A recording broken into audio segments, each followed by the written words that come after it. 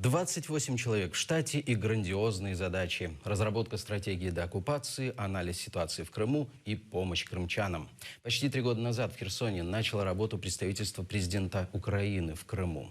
Мы начинаем цикл сюжетов о работе этого ведомства. Сегодня о том, как крымчане идут туда решать проблемы с оформлением документов.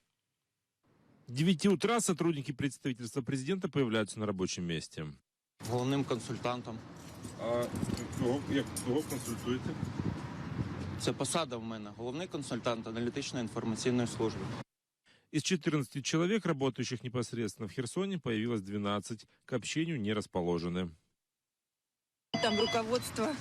Сейчас вам все расскажет. Специалист. Там тут все специалисты, да? А много к вам людей приходит?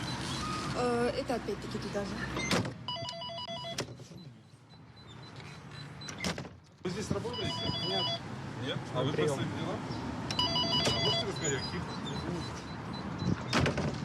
Нет и самого представителя президента Натальи Попович.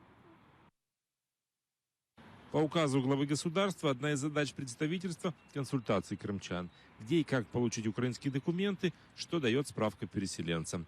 При том, что в Херсоне есть службы, которые занимаются непосредственно оформлением этих документов. Желающих получить консультации в первый час не оказалось. Спустя еще час тоже. Прошло уже 3 часа с начала работы представительства, но никто из крымчан за помощью сюда так и не пришел. Мы продолжаем ждать. Незадолго до перерыва пришла одна крымская семья. Для чего не отвечают, говорят личное. Но специалиста, который их раньше консультировал, не оказалось. Он в больнице. В представительстве отчитываются. За прошлую неделю к ним обратилось 32 крымчанина. Это по 2,3 человека на каждого местного сотрудника. Роман Спиридонов, Асан Эминов, Заман, АТР.